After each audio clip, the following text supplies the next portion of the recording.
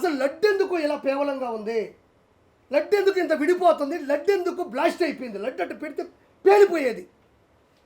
మనం చెప్తాం కదా మైనింగుల్లో రాళ్ళల్లో ఏదో పెడితే పేలిపోతుంది చూసారా, అట్లా పేలిపోయేది. ఎందుకంటే అది డౌట్ వచ్చి చూస్తే ఆ టెండర్లో ఉండేటువంటి ఏ వ్యక్తులు అయితే ఉన్నారో ఒక 5 మందిలో ఎక్కడి నుంచి ఏది ప్రాబ్లం వస్తుందని చూస్తే చిన్న ఆచూకీ దొరికింది, నెయ్యి ఘీ, ఇది కర్ణాటక ప్రభుత్వం నుంచి వస్తుందని చెప్పి చెక్ చేస్తే అది దాన్ని ఎవరికీ చెప్పకుండా గుజరాత్ పంపిస్తే వారం 10 రోజుల్లో టెస్ట్ వస్తే దారుణమైన పరిస్థితి ఏంటంటే మనం బాధపడాల్సిన సందర్భం. ఇక్కడ అన్ని రకాల మతస్థులు ఉండొచ్చు, ఎవరిని బాధ పెట్టాలి భయపెట్టాలని కాదు, మన మతాల్ని మనం ప్రేమించాలి, ఎదుటి మతాల్ని మనం గౌరవించాలి.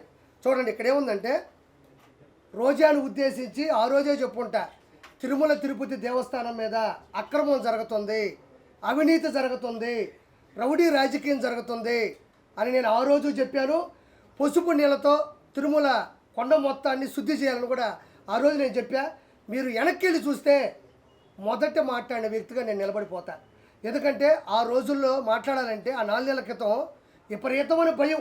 ఎందుకంటే జగన్మోహన్ రెడ్డి ఏ కత్తితో పొడుస్తాడు, ఏ గన్నతో లేపుతాడు, ఎప్పుడు ఎక్కడ వేసేస్తాడు అన్నప్పుడు కూడా నాకు విపరీతమైన ఇష్టం కాబట్టి హిందూ ధర్మం కోసం నిలబడాలి అన్నప్పుడే నేను ఆ రోజే దాని గురించి మాట్లాడినా. చాలామంది అన్నారు పార్టీకి అది ఏమన్నా డ్యామేజ్ ఏమో వాళ్ళ గురించి అలా అందరూ విన్నారు. అందులో క్రిస్టియన్స్ విన్నారు, హిందువులు ముస్లిం ముగ్గురు విన్నారు. ఆ రోజు కూడా నేను మాట్లాడినట్టే కోట్ల మందికి వెళ్ళింది, ట్రెండింగ్ అయింది ఆ విషయం. కానీ 164 సీట్లు ఈరోజు చంద్రబాబు నాయుడు గారు కూటమి ప్రభుత్వానికి అందించడం జరిగింది. అంటే నేను ఆ రోజు మాట్లాడింది కరెక్టే. అంటే ఎప్పుడైతే ముందు ఆయన పదవిలో ఉన్నప్పుడు మాట్లాడిన మాటలు అవి మాట్లాడిన తర్వాత కూడా పదవి అప్పగిచ్చారంటే నేను మాట్లాడింది కరెక్ట్ అని ఆ రోజు కూడా చెప్పాను. పైన విపరీతమైనటువంటి పరిస్థితులు ఉన్నాయి అని చెప్పా.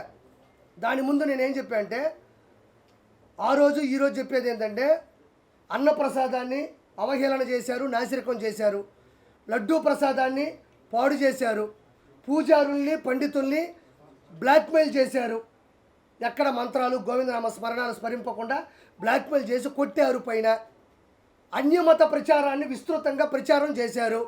ఆ రోజు కూడా అదే మాట చెప్పినాను నేను. తర్వాత మద్యం మాంసం మందు పైన దాగినారు, మాంసాహారాల్ని అన్నంలో వేసుకొని తిన్నారు, ఇది వాస్తవం.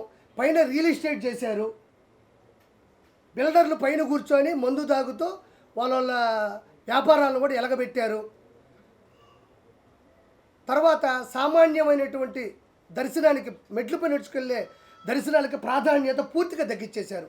అంటే మెట్ల మీద నడుచుకుంటూ వెళ్తూ ఉంటే ఫ్రీ టోకెన్ ఇచ్చేవాళ్ళు, పైకి వెళ్తే విఐపి దర్శనంలో ఉండేది. అది ₹1 ఖర్చు పెట్టకుండా ఎవరైతే నడుస్తారో వాళ్ళకి ప్రత్యేకమైనటువంటి పరిస్థితులు అక్కడ కల్పిస్తుంటే వాళ్ళని చాలా చీప్గా చూసి వాళ్ళకి ఆ కంకణం కట్టకుండా పైకి వెళ్తే సర్వదర్శనంలో అలానే క్యూలో నిలబెట్టి కంపార్ట్మెంట్లో నిలబెట్టి తిరుమల కొండ మీద జైలును ప్రవేశపెట్టిన ఏకైక వ్యక్తి దొంగ దౌర్భాగ్యుడు జగన్మోహన్ రెడ్డి.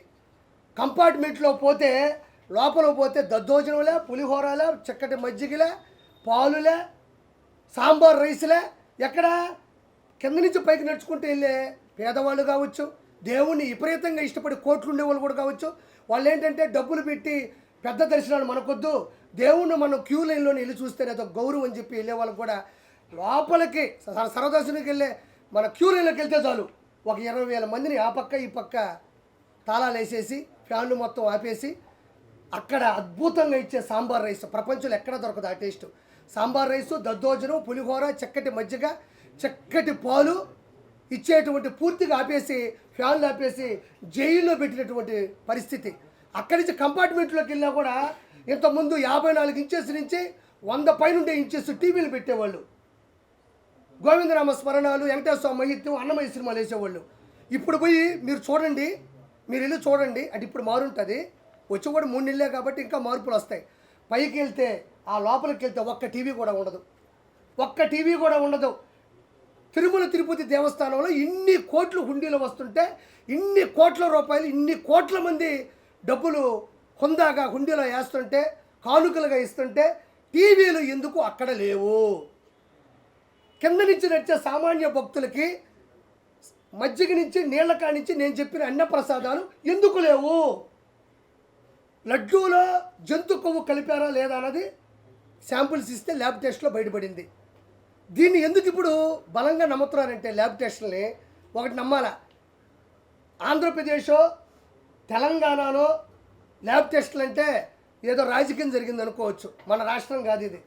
గుజరాత్లో ఉండే ఫుడ్కు సంబంధించినటువంటి ఒక యూనివర్సిటీకి సంబంధించినటువంటి ఒక అతిపెద్ద ల్యాబ్లో, మన ఇండియాలోనే బెస్ట్ ల్యాబ్లో ఈ లడ్డూని తీసుకెళ్ళి, అంటే ఇప్పుడు కూడా కొనసాగుతున్నాయి కదా. చంద్రబాబు నాయుడు గారికి 30 రోజుల్లో ఎంత ఉంది, పింఛన్ల సమస్య ఉంది, ఇంకోటి ఉంది, లక్షల కోట్ల లాస్ ఉంది మొత్తం ఖజానా. కాబట్టి ఒక్కొక్కటి ప్రక్షాళన చేసుకుంటూ రావాలి తప్ప తిరుమల కొండ అనేది సపరేట్ ఒక ప్రపంచం. దాన్ని ఒక్కసారిగా ప్రక్షాళన చేయడం కష్టం. అలాంటి విధానాల్లో రీసెంట్గా జూలై 17 తారీఖు ఆ దరిదాపుల్లో అసలు లడ్డు ఎందుకు ఇలా పేవలంగా ఉంది, లడ్డు ఎందుకు ఇంత విడిపోతుంది, లడ్డు ఎందుకు బ్లాస్ట్ అయిపోయింది, లడ్డు అటు పెడితే పేలిపోయేది. మనం చెప్తాం కదా మైనింగుల్లో రాళ్ళల్లో ఏదో పెడితే పేలిపోతుంది చూసారా, అట్లా పేలిపోయేది. ఎందుకంటే అది డౌట్ వచ్చి చూస్తే ఆ టెండర్లో ఉండేటువంటి ఏ వ్యక్తులు అయితే ఉన్నారో ఒక 5 మందిలో ఎక్కడి నుంచి ఏది ప్రాబ్లం వస్తుందని చూస్తే చిన్న ఆచూకీ దొరికింది, నెయ్యి, ఘీ. ఇది కర్ణాటక ప్రభుత్వం నుంచి వస్తుందని చెప్పి చెక్ చేస్తే అది దాన్ని ఎవరికీ చెప్పకుండా గుజరాత్ పంపిస్తే వారం 10 రోజుల్లో టెస్ట్ వస్తే దారుణమైన పరిస్థితి ఏంటంటే మనం బాధపడాల్సిన సందర్భం. ఇక్కడ అన్ని రకాల మతస్థులు ఉండొచ్చు, ఎవరిని బాధ పెట్టాలి భయపెట్టాలని కాదు. మన మతాల్ని మనం ప్రేమించాలి, ఎదుటి మతాల్ని మనం గౌరవించాలి. చూడండి ఇక్కడ ఏముందంటే సోయాబీను అంటే మనం చనిపోయిన తర్వాత పోస్ట్ మార్టం చేస్తే ఏమొస్తుంది, ఎన్ని కత్తిపోట్లు, విషం ఎప్పుడు వేశారు, మనిషి నిద్రపోతుంటే చంపాడా, ఊపిరాడక చంపారా, పిల్లో పెట్టి చంపారా అనేది ఎట్టొస్తుంది. మనిషి చనిపోయిన తర్వాత post mortem report government hospital ఎట్టిస్తారో ఇది తిరుమలకు సంబంధించినటువంటి పోస్ట్ మార్టం రిపోర్ట్. ఒకసారి విందాం. ఇందులో ఏముందంటే ఫారిన్ ఫ్యాట్ చూద్దాం ఒకసారి. చూడండి, సోయాబీన్, సన్ఫ్లవర్, ఆలివ్, తర్వాత వచ్చి కింద కాటన్ సీడ్, ఫిష్ ఆయిల్, చేపలకు సంబంధించినటువంటి కొవ్వు పదార్థంలో ఉండేటువంటి ఆయిల్ వాడారు. దాని తర్వాత coconut and palm kernel fat and palm oil and beef tallow and lard. ఇది చాలామంది పెట్టారు, నేనే కొంచెం ఆలస్యంగా పెట్టాలా. ఇదేదో అందరూ పెట్టేశారు, అయ్యా నేను పెట్టి అనబాకండి. మంచిని 10 సార్లు చెప్తే ఏముంది, ఇదిగో దీంట్లో ఉంటుంది. ఇది పద్ధతి. ఇది గుజరాత్లో ఉండేటువంటి ఒక ఫుడ్ టెస్టింగ్ ల్యాబ్ ఇచ్చినటువంటి పూర్తి నివేదిక ఇది. ఇప్పుడు మనం అంటే ఏదో అధికారం కోసమో హోదా కోసమో చేస్తాను కొంచెం, గుజరాత్కి ఏం అవసరమా, మనం ఏదైతే పంపించామో అదే చేశారు. కాబట్టి ఇలాంటి దౌర్భాగ్యమైనటువంటి పరిస్థితులు ఆ రోజు తీసుకురావడం జరిగింది.